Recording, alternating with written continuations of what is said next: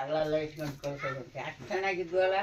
ಅದು ಅವಾಗಿಂದಲೂ ಅದೇ ರೂಢಿ ಆಗ್ಬಿಟ್ಟು ಬೀರವ ಸಾಯರು ಅಲ್ಲ ಕಣವ, ನೀನೇ ಹಿಂಗೆ ಆಡ್ತೀಯಲ್ಲ ನೋಡಿ, ಈ ಪುಸ್ತಕ ನೋಡು, ಗೀತೆ ಇದನ್ನ ಓದಿ ನೋಡಿ, ಇಷ್ಟೊಂದು ಓಡ್ತೀಯಲ್ಲ ಯಾಕೆ ಎಂದು ನಮ್ಮ ಕೈ ಅವ್ರು ನಮ್ಮ ಋಣ ತಿಂದಿಲ್ಲ. ಹೌದು, ಓದ್ರು, ಅದಕ್ಕೆ ಯಾಕೆ ನೀನು ಇಷ್ಟು ಓಡ್ತೀಯ ಅಂತೇಳಿ ಅದು ನೋಡಿದ್ರೆ ನೋಡಿ ನನಗೊಂಥರ ಧೈರ್ಯ ಬಂತು. ಹೌದು, ನಿಜವಾಗ್ಲೂ ಅಯ್ಯೋ ಎಂದಿದ್ರು ನಮ್ದು ಅಷ್ಟೇ. ಹೌದು, ಎಲ್ಲ ಒಂದಿನ ಹೋಗರೆ ನಮ್ದು ಇಲ್ಲಿ ಮುಗಿದ್ ಕೂಡಲೇ ನಾವೇನು ಮಾಡಂಗೆ.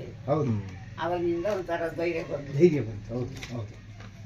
ಬೇವಿನ ಬೀಜವು ಬಿತ್ತಿ ಸಿಹಿ ನೀರೆರೆದರೆ ಆ ಹಣ್ಣು ಸಿಹಿಯಾದೀತಿ ಅಂತಕ್ಕಂಥದ್ದು ಒಂದು ಪುರಂದರದಾಸರ ಒಂದು ವಾಣಿ.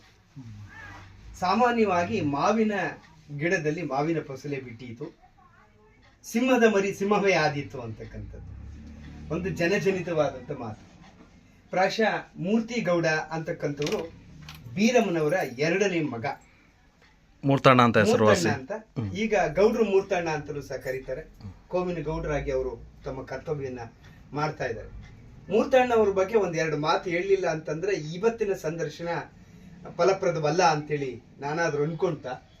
ಮೂರ್ತಣ್ಣನವರು ಹೆಚ್ಚು ಓದ್ದವರಲ್ಲ, ಶಾಲೆ ಕಲಿತವರಲ್ಲ, ಆದರೂ ಸಾಮಾಜಿಕ ಕಾರ್ಯದಲ್ಲಿ ಅವರು ನಿಸ್ಸೀಮರಾಗಿದ್ದರು. ಪ್ರಾಯಶಃ ನಾನು ಕಂಡಂತೆ, ನಾನು ಚಿಕ್ಕ ವಯಸ್ಸಿನಲ್ಲಿದ್ದಾಗಲೂ ಕಥೆಯನ್ನು ಹೇಳಿ ನನ್ನನ್ನು ರಂಜಿಸ್ತಿರ್ತಕ್ಕಂಥ ಒಬ್ಬ ಮಹಾನ್ ಕಲಾವಿದ ನಮ್ಮ ಮೂರ್ತಣ್ಣ. ಅಷ್ಟೇ ಅಲ್ಲ, ಈ ಊರಿನಲ್ಲಿ ಎಷ್ಟೋ ಜನ ಅಕಾಲ ಮೃತ್ಯುಗೆ ತುತ್ತಾಗಿ ಸಾವು ನೋವುಗಳನ್ನು ಸಂಭವಿಸಿದಂಥ ಸಂದರ್ಭದಲ್ಲಿ ಸಂಸ್ಕಾರ ಮಾಡೋದ್ರಲ್ಲಿ ಎತ್ತಿದ ಕೈ ಸಂಸ್ಕಾರ ಕಾರ್ಯಗಳು, 12 ದಿನದ ಕಾರ್ಯಗಳಲ್ಲಿ ಎಷ್ಟೇ ಜನ ಬರಲಿ. ಇನ್ನೊಂದು ಮಂಜು ಅವರೇ, ನಮ್ಮ ಮೂರ್ತಣ್ಣನವರ ಸಾಮಾಜಿಕ ಕಾರ್ಯ ಏನಿತ್ತು ಅಂತಂದ್ರೆ ಯಾವುದೇ ಹೊಗಳಿಕೆಗೆ ನನ್ನನ್ನು ಒಳಪಡಿಸ್ಕೊಂಡಿಲ್ಲ. ಇಲ್ಲ, ನನ್ನನ್ನು ಹೊಗಳಲಿ ಅಂತ ಮಾಡ್ಲಿಲ್ಲ. ಗಬ್ಬು ನಾರ್ತಿರ್ತಕ್ಕಂಥ ಹೆಣವಾಗಲಿ ಅದನ್ನ ಮುರಿದು ಮುಚ್ಚಿ ಸಂಸ್ಕಾರ ಮಾಡಿರ್ತಕ್ಕಂಥದ್ದು ಏಕೈಕ ವ್ಯಕ್ತಿ ಯಾರಾದ್ರೂ ಬೆಳವಾಡಿ ಇದ್ದಾರೆ ಅಂದ್ರೆ ಅದು ನಮ್ಮ ಮೂರ್ತಣ್ಣ ಅಂತೇಳಿ ಎದೆ ತಟ್ಕೊಂಡು ಹೇಳುವಂತ. ಆಮೇಲೆ ಸಣ್ಣ ಪುಟ್ಟ ಯಾವ್ದಾದ್ರು ಒಂದು ಕಾರ್ಯಕ್ರಮಗಳು, ಆ ಮನೆಯಲ್ಲಿ ಒಂದು ನಾಮಕರಣ ಆಗ್ಬಹುದು, ಸಣ್ಣ ಪುಟ್ಟ ಒಂದು ಬಾಣಸಿಗನಾಗಿ ಸಹ ಕೆಲಸ ಮಾಡಿದ್ದಾರೆ. ಭೀಮಸೇನ ನಳಮಹಾರಾಜರು ಗಂಡಸರಲ್ಲವೇ ಅಂತ ಹಾಗೆ ಅವರು ಸಹ ಪಾಕಶಾಸ್ತ್ರೆಯಲ್ಲಿ ಎಷ್ಟು ಪ್ರವೀಣತೆಯನ್ನು ಹೊಂದಿದ್ರು, ನಮ್ಮ ಮೂರ್ತಣ್ಣ ಈ ಸ್ಥಳೀಯವಾಗಿ ಒಬ್ಬ ಕಲಾವಿದನಾಗಿ ಆ ಒಂದು ಜವಾಬ್ದಾರಿನ ನಿಭಾಯಿಸ್ತಾ ಇದ್ರು. ಪಾಪಮ್ಮನವರು ಅವರ ದಿವಂಗತ ಪತ್ನಿ ಪಾಪಮ್ಮನವರು ಅಷ್ಟೇ ಆಗಿದ್ರು. ನಿಜವಾಗ್ಲೂ ಇವರು ಎರಡು ಸಹ ಒಂದು ಬಾಳಿನ 2 ಚಕ್ರಗಳಾಗಿ ಕೆಲಸ ಮಾಡಿದ್ದಾರೆ. ಆಮೇಲೆ ಮೂರ್ತಣ್ಣವರು ಅದೊಂದೇ ಅಂತಲ್ಲ, ಚಪ್ರ ಹಾಕದಿರಬಹುದು. ಆಮೇಲೆ ಕಾಯಕ ಯೋಗಿ, ಯಾವಾಗಲೂ ಸಹ ಅವರು ಖಾಲಿಯಾಗಿ ಕೂತವರಲ್ಲ, ಎಂಥವರಿಗೂ ಸಹ ಕಷ್ಟಪಟ್ಟು ತಿನ್ಬೇಕು. ನಾವು ನೋಡ್ದಂಗೆ ಕಾರ್ಯಕ್ರಮಗಳಲ್ಲಿ ಊಟ ಕಂಪ್ಲೀಟ್ ಆಗಿದೆ, ಇನ್ನು ಜನ ಇದ್ದಾರೆ ಎನ್ನುವಾಗ ಆ ಕ್ಷಣದಲ್ಲಿ ತಯಾರು ಮಾಡುವಂತ ಮುದ್ದೆ ಕಟ್ಟೋದಾಗ್ಲಿ, ಆ ಬಿಸಿ ಬಿಸಿ ಮುಟ್ಟೋಕ್ಕಾಗೋದಿಲ್ಲ.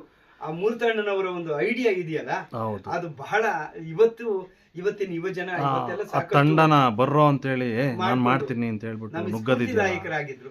ಆಮೇಲೆ ಎಷ್ಟೋ ಧೈರ್ಯ ಕೊಡುತ್ತೆ. ಹೌದು, ಹಿಂದೆಲ್ಲ ಈ ಮಾಂಸಾಹಾರಗಳನ್ನು ಮಾಡೋರು ಮೂರ್ತಣ್ಣವ್ರು ಹೇಗೆ ಅಂತಂತಂದ್ರೆ ಆ ಒಂದು ಮಾಂಸವನ್ನ ಬಡಿಸೋ ಇದ್ರಲ್ಲಿ ಒಬ್ಬರಿಗೂ ಸಹ ಹೆಚ್ಚು ಕಮ್ಮಿ ಆಗದ ಹಾಗೆ ಅವರಿಗೆ ಜವಾಬ್ದಾರಿ ಕೊಟ್ಬಿಡೋರು. ಮೂರ್ತಣ್ಣ, ಇದು ನಿನ್ ಜವಾಬ್ದಾರಿ, ನಿಂತ್ರೆ ಯಾರು ಚಕಾರ ಎತ್ತೋತಿರಲಿಲ್ಲ ಅಂತ ಒಂದು ಪ್ರಶ್ನಾತೀತವಾಗಿರ್ತಕ್ಕಂಥ ವ್ಯಕ್ತಿ ನಮ್ಮ ಮೂರ್ತಿಗೌಡರು.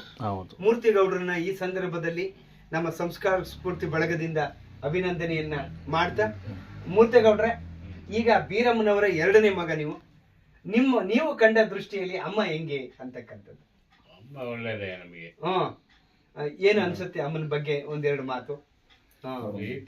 ನೋಡ್ಕೊಂಡೈತೆ, ನಾವು ನೋಡ್ಕೋಬೇಕು. ನೋಡಿ, ಇದು ಒಂದು ಮಾತು, ಖಂಡಿತವಾದಂತ ಮಾತಿದು. ಅವರು ಪ್ರೀತಿಯಿಂದ ನೋಡ್ಕೊಂಡಿದ್ದಾರೆ, ನಾವು ಸಹ ಅವರನ್ನ ನೋಡ್ಕೋಬೇಕು ಅಂತಕ್ಕಂತ. ಹೌದು, ಹೌದು. ಆ ಬೀರಮ್ಮನವರು ಮಗನಾಗಿರ್ತಕ್ಕಂಥದ್ದಕ್ಕೆ ತಮಗೆ ಹೆಮ್ಮೆ ಅಂತ ಅನ್ಸಿದೆ ಅಲ್ವಾ? ಕಣ್ಣಂಚಿನಲ್ಲಿ ಕಣ್ಣಾಲಿಗಳು ಸಹ ಆನಂದ ಬಾಷ್ಪ ತುಂಬಿದೆ. ಅವರ ಮಗನಾಗಿರ್ತಕ್ಕಂಥದ್ದಕ್ಕೆ ತುಂಬಾ ಹೆಮ್ಮೆ ಅಂತ ಅನ್ನಿಸ್ತಾ ಇದೆ.